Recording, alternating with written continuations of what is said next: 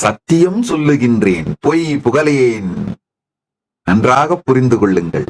உங்களை எந்த விதத்திலும் பொய் சொல்லி ஏமாற்ற வேண்டிய எந்த அவசியமும் எனக்கு இல்லை. உங்கள் பணம் எனக்கு தேவையில்லை, உங்கள் ஓட்டு எனக்கு தேவையில்லை. ஒருவேளை எனக்கு உங்க ஓட்டு வேணாம்னா கூட யாராவது ஒரு கட்சிக்கோ இல்லை வேற ஏதாவது ஒரு ஐடியாலஜிக்கோ நான் உங்களை இன்ஸ்பயர் பண்ணி அந்த கட்சிக்கு ஓட்டு வாங்கி கொடுக்கணும்ன்ற கட்டாயமும் எனக்கு இல்லை.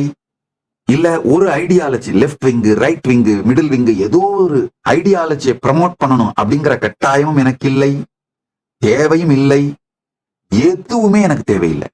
நீங்க என்ன பயமுறுத்தவும் முடியாது, நீங்க எனக்கு எதுவும் கொடுக்கவும் முடியாது, என்ன பயமுறுத்தவும் முடியாது.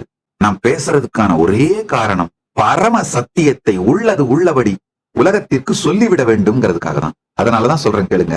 நான் இப்பொழுது சொல்லுவது எல்லாமே பரம சத்தியம். ஓ, கௌதம மகரிஷி நேரடியா வந்தார், தரிசனம் கொடுத்து விட்டு மறைந்தார்னு நான் சொன்னேன்னா 4 பேர் ட்ரோல் பண்ணுவாங்களா? கவலையே கிடையாது. என்னை இதுக்கு மேல என்னையா ட்ரோல் பண்ண முடியும்? எந்த கேலி கிண்டல் எதுக்கும் பயப்படவும் மாட்டேன், மயங்கவும் மாட்டேன். ஆசை அச்சம் இரண்டுமே இல்லாத, இரண்டாலும் கட்டுப்படுத்த முடியாத பரம சத்தியத்தை உள்ளது உள்ளபடி சொல்வதற்காகவே பேசுகின்றேன்.